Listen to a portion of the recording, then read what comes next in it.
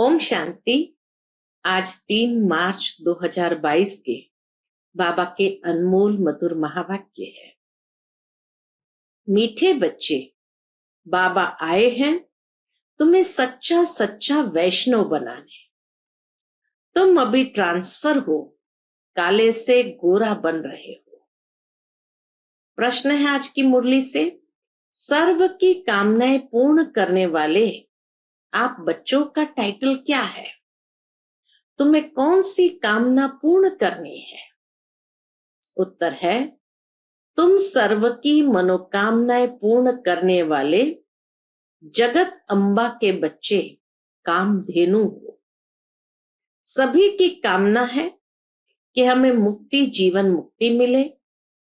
तो तुम जगत अम्बा, जगत पिता के बच्चे सबको मुक्ति, जीवन मुक्ति का रास्ता बताते रहो।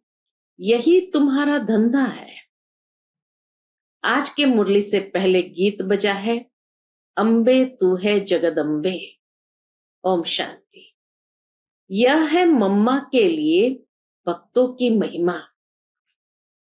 कहते हैं कि भक्तों की रक्षा करने वाले, अब यह भक्ति मार्ग हो गया। मम्मा की महिमा शिव बाबा के पिछाड़ी है। शिव शक्तियां कहते हैं तो बाबा कहे मम्मा की महिमा शिव बाबा के पिछाड़ी है। जब परमपिता परमात्मा शिव आते हैं तब आकर जगत अम्बा को रचते हैं। रचने का अर्थ ही है ट्रांसफर करना। काले को गोरा बनाते हैं। इस समय जगत अम्बा तो एक ही है। जैसे शिव का चित्र तो एक ही है, फिर उसके भिन्न भिन्न नाम रख भिन्न भिन्न मंदिर बनाए हैं। अनेक प्रकार से महिमा भी करते हैं। परम पिता परमात्मा एक ही है, वैसे जगत अम्बा भी एक ही है। 2 भुजाओं वाली है। 8 भुजाओं वाली कोई देवी देवता होते नहीं। बाबा कहे 8 भुजाओं वाले कोई देवी देवता होते नहीं। प्रजापिता अथवा जगत अम्बा भी 2 भुजा वाली है। जगत अम्बा की महिमा जास्ती कहाँ होती है? कलकत्ते में। मशहूर है काली कलकत्ते वाली। उनका चित्र भी बहुत भयानक बनाया है। खप्पर की माला भी पहनती है। यह सब है भक्ति मार्ग। जगत अम्बा तो बलि ले नहीं सकती। वह तो जगत को रचने वाली ठहरी। माँ है तो माँ कैसे बलि लेंगी? वह बलि कैसे ले सकती? अथवा वह मांसाहार कैसे हो सकती? उनके मंदिर न सिर्फ कलकत्ते में है, परंतु बहुत जगह है। काली के मंदिर बहुत जगह है। माता अपने बच्चों की बलि थोड़ी लेगी। भक्ति कितनी कड़ी है। अब उन्हों को कोई बैठ समझावे कि जगत अम्बा का ऐसा भयानक रूप नहीं होता है, न ऐसी बलि लेती है। उनमें भी एक है वैष्णव देवी, दूसरी है मांसाहार। दोनों दिखाए, एक है मांसाहार, एक है वैष्णव। अब जो मांसाहारी है वह वैष्णव बनती है। बल मम्मा तो कुमारी है, शायद कुछ न भी खाया हो। जगत अम्बा ब्रह्मा की बेटी कुमारी ठहरी। अब कुमारी को फिर अम्बा कैसे कहा जाता? ये समझने की बात है कि है कुमारी लेकिन है जगत अम्बा। ये समझने की बात है। कलकत्ते में बहुत पूजा होती है। बहुत भयानक शक्ल बनाई है। जगत अम्बा की तो ऐसी शक्ल हो न सके। वह सबकी मनोकामनाएं पूर्ण करने वाली है। वह सच्ची सच्ची वैष्णव देवी है। उसके पिछले जन्म में जरूर मांसाहारी होंगी, फिर वैष्णव अथवा पावन दैवी गुण वाली बन रही है सारी संगम युग की बात। तो जगत अम्बा के मंदिर में जाकर महिमा करनी चाहिए। पहले बताना है क्या बताना है? निराकार आत्माओं का बाप भी एक है, फिर साकार प्रजापिता ब्रह्मा भी एक है, ब्रह्मा की बेटी सरस्वती भी एक है। वह कभी बलि आदि नहीं लेती। पहले सुंदर थी, अब सांवरी है, फिर सुंदर बनेगी, तो सारा कुटुंब भी सुंदर बन जाएगा। मां सुंदर हो जाएगी तो जरूर सारा कुटुंब भी सुंदर बन जाएगा। बहुत जगह अम्बा को दो भुजा वाली ही दिखाते हैं। समझाने से कोई तो समझ भी जाएंगे, कोई तो झगड़ा भी करेंगे, हंगामा करने में देरी नहीं करते। तो समझाने में होशियार चाहिए। तुम बच्चे हो कल्याणकारी। मम्मा भल पहले कलकत्ते में गई थी, परंतु ऐसी मुरली नहीं चली थी।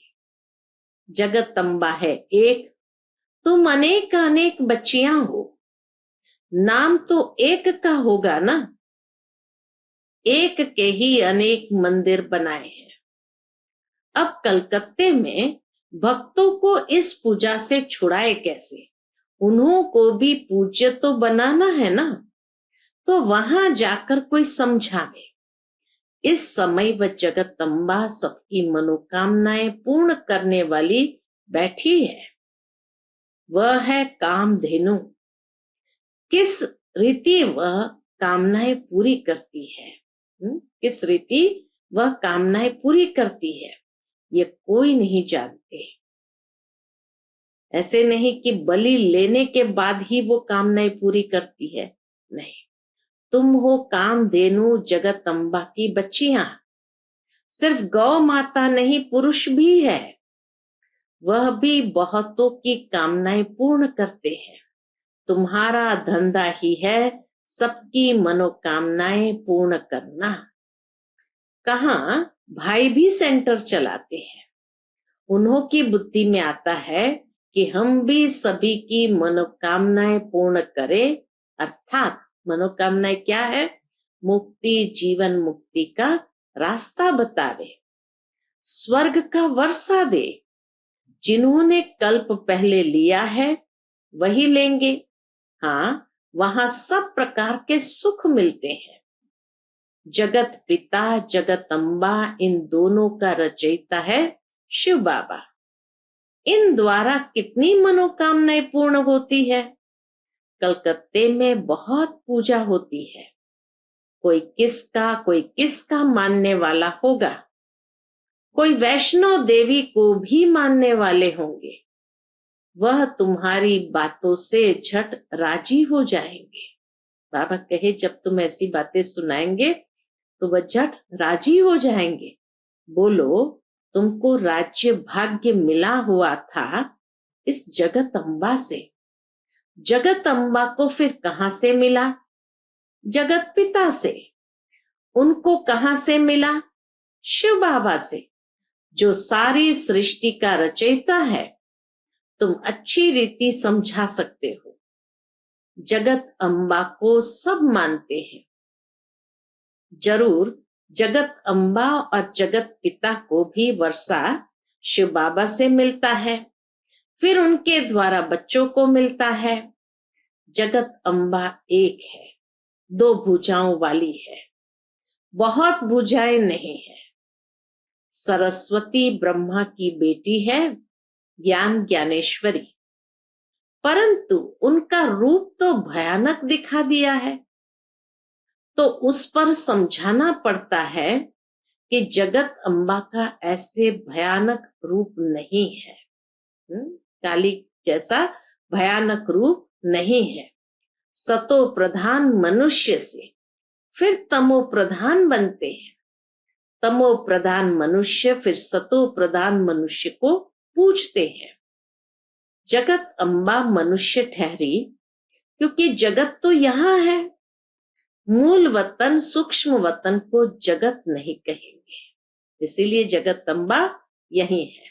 सूक्ष्म वतन में देवताएं, मूल वतन में आत्माएं रहती है। तो यह सब बातें समझाने की है। बाकी बाप और वर्षे को याद करना है। 84 जन्मों की कहानी भारतवासियों को ही सुनानी पड़े। बाबा कहे तुम बच्चों को सबको अपने 84 जन्म की कहानी सुनानी पड़े। जो देवता थे वह अब नहीं है। जो देवी देवता के पुजारी होंगे वही इन सब बातों को समझेंगे।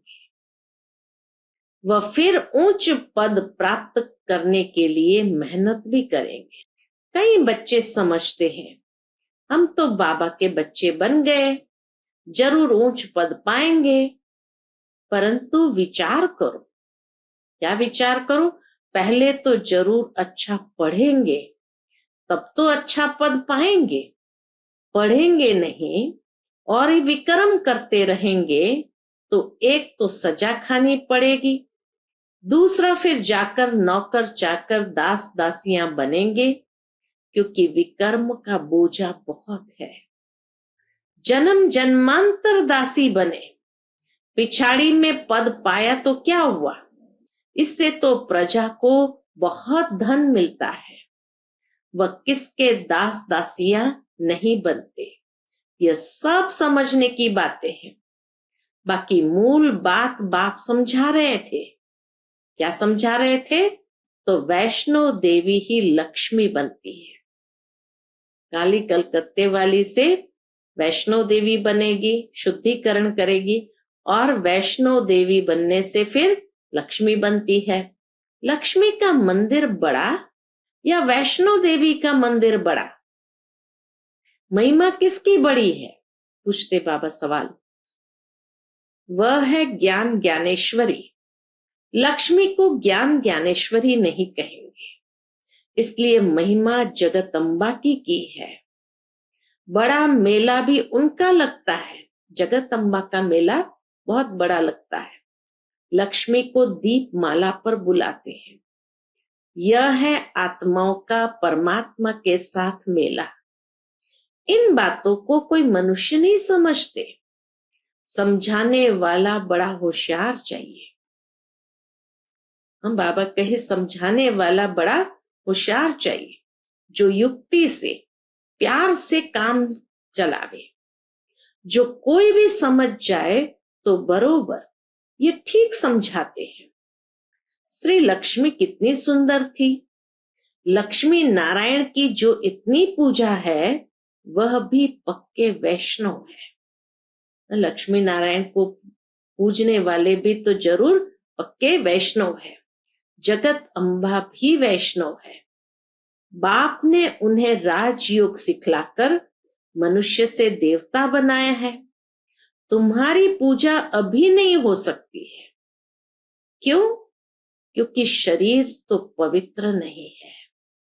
तुम संपूर्ण बन जाते हो तो तुम्हारा शरीर बदल जाता है, तब तुम पूजा लायक बनते हो। वास्तव में सन्यासियों को पूजना नहीं चाहिए। आजकल तो शिवोहम कहे बैठ पूजा कराते हैं। उन्हों में भी एक मठ है जो अपनी पूजा नहीं कराते हैं। अब शिव तो है निराकार, वह अपनी पूजा कैसे करावे? निराकार अपनी पूजा कैसे करावे? देखो, शिव बाबा इसमें आते हैं तो अपनी पूजा थोड़ी कराते हैं। ब्रह्मा बाबा के तन में आते हैं तो भी बच्चों को ये नहीं कहते कि मेरी पूजा करो। बाप तो आकर पुजारी से पूज्य बनाते हैं। पूजा करना कैसे सिखलाएंगे? शिव बाबा कुछ भी करने नहीं देते। बाबा तो पैर भी छूने नहीं देते, या लोग पांव पड़ते थे वो भी करने नहीं देते। तो शिव बाबा कुछ भी करने नहीं देते। कहते हैं राम राम भी मुख से नहीं कहो, केवल बाप को याद करना है। याद करना कोई जाप नहीं है। बच्चे बाप से वर्षा लेते हैं, बच्चा थोड़ी बाप का जाप जपेगा। तुमको भी जाप नहीं जपना है। जाप और याद में रात दिन का फर्क है। पॉइंट्स तो ढेर नई नई मिलती रहती है समझाने के लिए, यह भी जरूरी बात है कि यह भी बाप है। इनसे मिलता है बेहद का वर्षा और लौकिक बाप से मिलता है हद का वर्षा। इस पारलौकिक बाप ने कल्प पहले भी वर्षा दिया था, अब फिर देने आए हैं। बुद्धि में सारा ज्ञान फिरना चाहिए जिससे मनुष्य देवता बन जाए। देखो, ज्ञान मार्ग में समझाने की बड़ी मेहनत चाहिए जिससे मनुष्य की जीवन हीरे जैसी बन जाए। दुखी तो बहुत है मनुष्य, इस समय में दुखी तो बहुत है, एक दो में लड़ते रहते हैं। बाप आकर ईश्वरीय संप्रदाय बनाकर फिर दैवी संप्रदाय बनाते हैं। इसलिए लड़ाई झगड़े की बात ही नहीं, यहाँ कोई लड़ाई झगड़े की बात ही नहीं। ईश्वरीय दरबार में कोई आसुरी रह न सके। मूत पलिती कपड़ों को यहाँ बैठने का हुक्म नहीं है। बाप समझाते रहते हैं, बच्चे कभी आपस में लड़ना झगड़ना नहीं।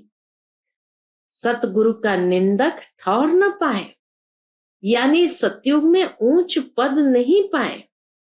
सतगुरु जो स्वर्ग का मालिक बनाते हैं, उनकी निंदा करे तो ऊंच पद पा न सके। यह है सारी यहाँ की बात, परंतु वह अपने ऊपर ले गए हैं। दुनिया के गुरु लोग अपने ऊपर ले गए हैं और मनुष्य को डराते रहते हैं। यहाँ तो पूरा पवित्र बनना है। वह गुरु कर लेते हैं लेकिन पवित्र नहीं बनते। गृहस्थी को गुरु बनाने से कोई फायदा नहीं। यह है प्रजा का राज्य, फिर दैवी राज्य बनाने वाला समर्थ चाहिए। बाप आया है इसलिए आसुरी दुनिया को दैवी बनाने। दैवी धर्म की स्थापना हो जाएगी, बाकी सब धर्म वाले खत्म हो जाएंगे। कहते हैं भगवान आकर फल देंगे। इससे सिद्ध होता है कि कोई भी निर्वाण धाम में जा नहीं सकते। बाप ही आकर राजयोग सिखलाते हैं। बाप कहते हैं मैं तुम्हारा परम पिता परमात्मा हूं, मेरे में ही सारा ज्ञान है। मेरे को ही पतित पावन कहते हैं। मैं ही तुमको राजयोग सिखलाता हूं, तुमको फिर औरों को सिखलाना है। समझाने वाले सब एक जैसे नहीं है, तुमको नोट करना चाहिए। बाबा जो सुनाते हैं, बाबा कहे नोट करना चाहिए। अच्छा भाषण करने वालों को भी सब पॉइंट्स उस समय याद नहीं आती है, बाद में ख्याल आता है। यह सुनाना चाहता था, नोट जरूर करना है, परंतु ऐसे भी नहीं नोट करके फिर छोड़ दो, बाद में कभी डायरी खोल करके देखो ही नहीं, पढ़े नहीं। धारणा तब होगी जब श्रीमत पर चलेंगे। सुबह अमृत वेले उठकर बाबा को जरूर याद करना है, फिर पॉइंट्स रिपीट करें, औरों को सुनावे, तब ऊंच पद पाए। राजा बनना कोई मासी का घर नहीं है, समझा? मेहनत करनी है।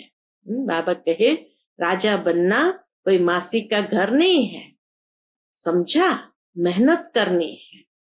अच्छा, मीठे मीठे सिकिलते बच्चों प्रति माता पिता बाप दादा का याद प्यार और गुड मॉर्निंग। रूहानी बाप की रूहानी बच्चों को नमस्ते। हम सब रूहानी बच्चों की रूहानी माता पिता बाप दादा को याद प्यार, गुड मॉर्निंग और नमस्ते। नमस्ते, शुक्रिया बाबा, शुक्रिया। आज की मुरली से धारणा के लिए मुख्य सार है, पहली पॉइंट, पूज्य बनने का पूरा पुरुषार्थ करना है। अपनी पूजा नहीं करानी है। आत्मा और शरीर दोनों पवित्र होंगे तभी पूजनीय लायक बनेंगे। दूसरी पॉइंट, होशियारी से समझदार बन कल्याण की भावना रख सेवा करनी है। होशियारी से समझदार बन, कल्याण की भावना रख, सेवा करनी है। दैवी गुणों वाला सच्चा वैष्णव बनना है। आज का बाप दादा का मधुर वरदान हम बच्चों के प्रति है, परमात्मा प्यार में धरती के आकर्षण से ऊपर उड़ने वाले मायाप्रूफ भव। परमात्मा प्यार में धरती की आकर्षण से ऊपर उड़ने वाले मायाप्रूफ भव। परमात्मा प्यार धरनी की आकर्षण से ऊपर उड़ने का साधन है। जो धरनी अर्थात देह अभिमान की आकर्षण से ऊपर रहते हैं, उन्हें माया अपनी ओर खींच नहीं सकती। कितना भी कोई आकर्षित रूप हो, लेकिन माया की आकर्षण आप उड़ती कला वालों के पास पहुंच नहीं सकती। जैसे रॉकेट धरनी की आकर्षण से परे हो जाता है, ऐसे आप भी परे हो जाओ। इसकी विधि है न्यारा बनना व एक बाप के प्यार में समाये रहना। इससे माया प्रूफ बन जाएंगे। आज का स्लोगन है, स्वस्थिति को ऐसा शक्तिशाली बनाओ जो परिस्थितियां उसे नीचे ऊपर न कर सके। स्वस्थिति को ऐसा शक्तिशाली बनाओ जो परिस्थितियां उसे नीचे ऊपर न कर सके। फिर अनमोल ज्ञान रत्न दादियों की पुरानी डायरी से, ज्ञान ही खुशी का फाउंडेशन अथवा थूर है। ज्ञान ही खुशी का फाउंडेशन अथवा थूर है, जिस फाउंडेशन पर ही सारे जीवन रूपी झाड़ का मदार है। अगर फाउंडेशन पक्का नहीं है तो वह खुशी अल्पकाल के लिए हो जाती है। इसलिए ज्ञान का फाउंडेशन बहुत मजबूत होना चाहिए। जैसे मायावी मनुष्य कहते हैं कि हम खुशी में हैं क्योंकि हमारे पास सब धन पदार्थ मौजूद है, परंतु हम जानते हैं कि उन्हें सर्वदा के लिए स्थायी खुशी नहीं रह सकती, क्योंकि उन्हों के पास ज्ञान का फाउंडेशन ही नहीं है। यह तो ऐसे ही हुआ जैसे कोई शाहूकार किसी फल का माल निकाल आप पे ही खा ले और उसका छिलका फेंक देवे, जिसे कोई गरीब उठा ले और उसे देख खुश हो, उसको देखकर खुश हो जाए कि हमारे पास भी माल है, परंतु वास्तव में माल मालिक खा जाता है। वैसे हम इन अल्पकाल मायावी सुखों को तुच्छ समझ इस अविनाशी ज्ञान से ईश्वरीय स्थायी अतीन्द्रिय सुख को प्राप्त कर रहे हैं, और वे फिर अल्पकाल क्षणभंगुर सुख देखने वाली माया को, जिसमें वास्तव में कोई सुख नहीं है, उनके पिछाड़ी चटक उसकी रसना ले उसमें ही सुख समझ बैठे हैं और इसी घमंड में रहते हैं कि हमारे पास भी कोई माल है, लेकिन वास्तव में वो माल नहीं, खाली छिलके हैं। अच्छा, Om Shanti. To watch Peace of Mind channel videos on YouTube, subscribe us on youtube.com/tvpeaceofmind. Just a click for a peaceful life.